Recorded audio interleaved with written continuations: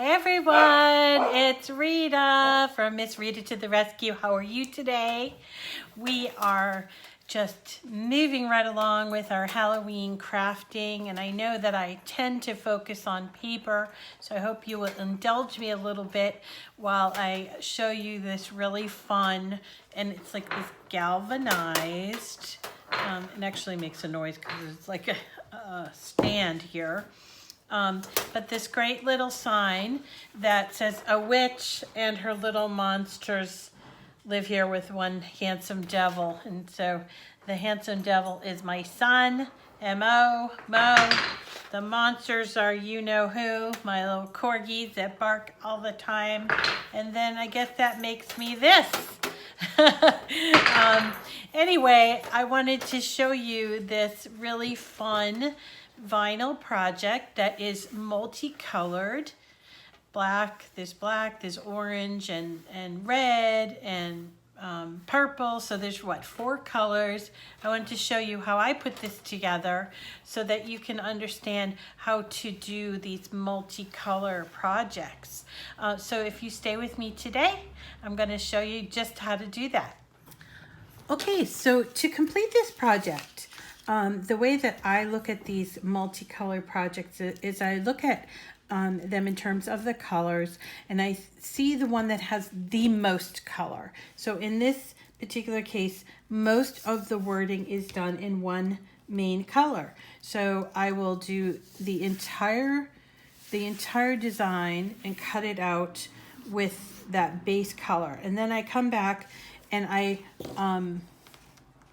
remove the letters that I know that I'm going to be replacing with another color. Now, if this is difficult for you, you can like leave a letter, like kind of what I've done down here. I've left this D just as a guide for me. Then I go back and I cut out the letters from the different colors. So obviously I've got the devil in red, and I've got the witch in black, you see, and the monsters are in the orange. So I put transfer tape over the colored, you know, the other color B or C or whatever, and then I remove the backing from the transfer from the original color there. And in this case, you know, I left the W here. That's just for me to help me line it up, and then I can come back and remove it. Okay.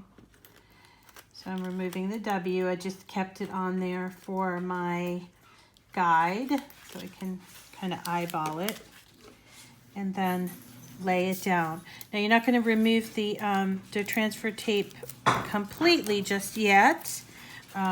You want to go and do all of your colors. So here's the last piece is the devil piece. And let's see. So to help me guide me to where it's going to go. Okay, shh.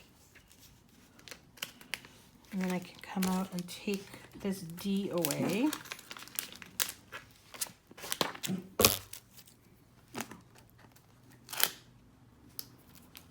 Okay. Lay it on very carefully. So now what I've done is I've transposed, is that the word? I've put the different colors on here, and I will come back with the transfer tape. Now I could do like the whole piece like this if I wanted to, or if I was trying to save some transfer tape, I could, you know, use cuts, because, you know, we all like have this vinyl, and I just want to point out, like, in terms of leftover pieces, like this is from the black that I cut out the witch in, and I just figured, oh, I just keep this and keep it in a little box underneath my desk, so when I need just a little piece, I have it. Do you guys do that? Let me know. Let me know in the comments what you do. But, okay. So, oops, sorry. Okay, so I got my transfer tape. I'm going to start from the bottom. And it's okay that those other words have that transfer tape on there. That's okay. I just kind of roll it on there, right? Let's see. Remove this. Okay. So, and then when you're ready, you have to, obviously you have to find your own, whatever you want to put it on. I got this at Michael's, and I think I probably paid a couple bucks for it. I thought it was kind of cool, and I liked that it not only did it have a little stand to it, but it also had a little hanger if I wanted to use the hanger. But so once you've found your thing, then you're going to, I always make sure I like really rub it hard. And to be honest, I often will use my scissors or the scraper. The scraper is good for this, right? And then what we're gonna do is, this is how I do it. I don't know, you tell me, but if you do it differently. But for me, this is the ways for me to make sure that I'm not pulling off the transfer tape and things are sticking to the backing. That's how I do it. And you see I'm kind of rolling it like that. So that way, if in this case, you know, some of the letters, the beginning of the letters aren't sticking to the actual transfer tape, then, whoop, like here, there's a little, the top to the eye, the dot on the eye, right?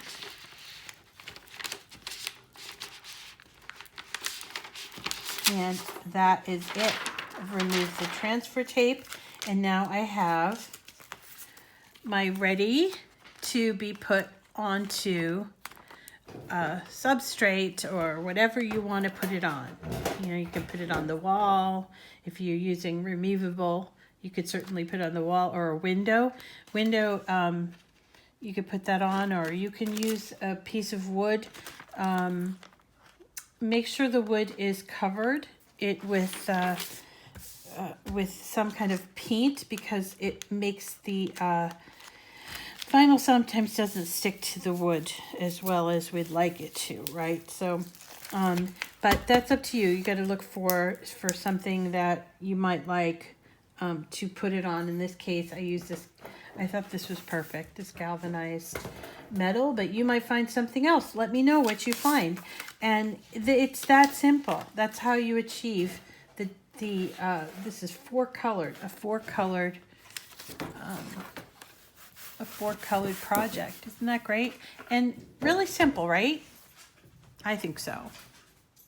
Hi, so that was fun, wasn't it? I really do like working with vinyl.